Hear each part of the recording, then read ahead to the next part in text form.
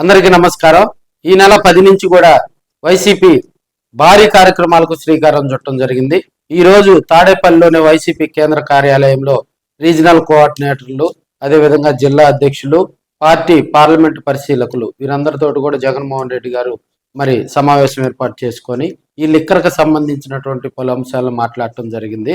అదేవిధంగా పీపీపీ విధానంతో medical college ప్రైవేటీకరణ దానికి సంబంధించి కూడా వాళ్ళకి భారీగా దిశానిర్దేశం చేయటం జరిగింది. మెడికల్ కాలేజీలు ప్రైవేటీకరణ విధానాన్ని అడ్డుకోవాలని, అవసరమైతే ఆందోళనలకు దిగాలని చెప్పి జగన్మోహన్ రెడ్డి గారు భారీగా పిలుపునివ్వటం జరిగింది.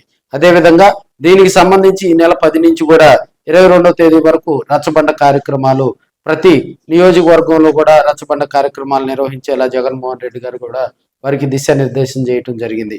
అదేవిధంగా ప్రతి జిల్లాలో కూడా ఒక్కొక్క కాన్స్టిట్యున్సీకి వచ్చేసి 50,000 సంతకాలు సేకరించాలి.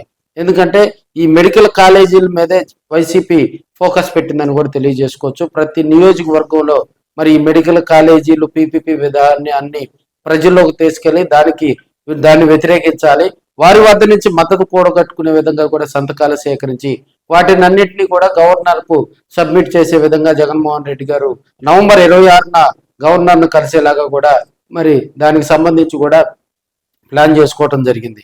అదేవిధంగా వచ్చే నెల 12వ తేదీ జిల్లా వ్యాప్తంగా కూడా నిరసన కార్యక్రమాలకు శ్రీకారం చుట్టడం జరుగుతుంది.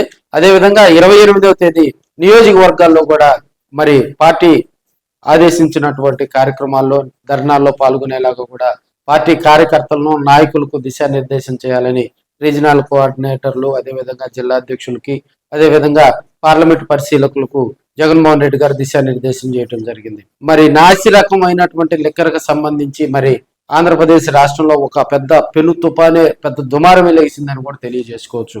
దాన్ని ప్రజల్లోకి తీసుకెళ్లాలి. అదేవిధంగా కూటమి ప్రభుత్వం చేస్తున్నటువంటి కార్యక్రమాలు, ప్రజా వ్యతిరేక కార్యక్రమాలపై కూడా వైసీపీ ఫోకస్ పెట్టిందని కూడా తెలియజేసుకోవచ్చు.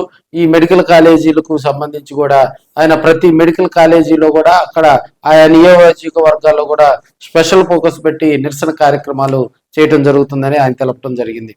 అదేవిధంగా మెయిన్ రచ్చబండ కార్యక్రమం, వైసీపీ రచ్చబండ కార్యక్రమానికి ఒక ప్రత్యేకమైనటువంటి స్థానం, ప్రజల్లోకి నమ్మకం కలిగించాలి. వైసీపీ పార్టీని గ్రౌండ్ లెవెల్ నుంచి, గ్రామాల్లో నుంచి కూడా రచ్చబండ కార్యక్రమం ఏర్పాటు చేసుకొని ఎక్కడైతే అభివృద్ధి సంక్షేమం చేశారని తెలుగుదేశం పార్టీ అదేవిధంగా కూటమి ప్రభుత్వం చెప్పుకుంటుందో అక్కడ నుంచే మళ్ళీ వైసీపీ కూడా అక్కడ అభివృద్ధి జరగలేదని చెప్పాలంటే ప్రజల్లోకి వెళ్ళాలి. ఆ రచ్చబండ కార్యక్రమం దగ్గర మరి నియోజకవర్గ ఇన్ఛార్జీలు, అదేవిధంగా గ్రామ పార్టీ నాయకులు, అదేవిధంగా వైసీపీ సర్పంచులు వారందరూ కూడా పాల్గొని ఆ రచ్చబండకు సంబంధించి గతంలో జరిగినటువంటి అభివృద్ధి సంక్షేమం వివరిస్తూ ప్రస్తుతం కూటమి ప్రభుత్వం చేస్తున్నటువంటి కార్యక్రమాలను ప్రజల్లోకి తీసుకెళ్లే విధంగా జగన్మోహన్ రెడ్డి గారు భారీగా కూడా వారికి దానికి సంబంధించి దిశానిర్దేశం చేయడం జరిగింది.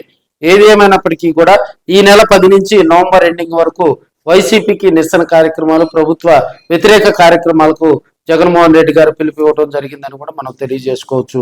మరి ఇదే స్ఫూర్తితో గనక నియోజకవర్గాల్లో ఉన్నటువంటి ఇన్ఛార్జీలు వారందరూ కూడా మరి ప్రజల వద్దకు గనక వెళ్తే ప్రజల దగ్గర నుంచి మద్దతు ఎలా వస్తుంది అనేది కూడా కొంత ఆలోచనగా ఉందని కొంతమంది రాజకీయ విశ్లేషకులు చెప్తా ఉన్నారు. ఏదైనా సంక్షేమం, అభివృద్ధి కార్యక్రమాలు సరిగా జరగట్లేదని వైసీపీ మరి గట్టిగా కూడా దాన్ని ప్రజల్లోకి తీసుకెళ్లాలి. ఈ మెడికల్ కాలేజీకి సంబంధించి 1 కోటి సంతకాలకు సంబంధించి రాబోయే రోజుల్లో కూడా వైసీపీ ప్రజల్లోనే దాదాపుగా 2 నెలల పాటు ప్రజలతోటే కార్యక్రమాలను నిర్వహించేలాగా దాన్ని డిజైన్ చేయడం జరిగిందని కూడా మనం తెలియజేసుకోవచ్చు.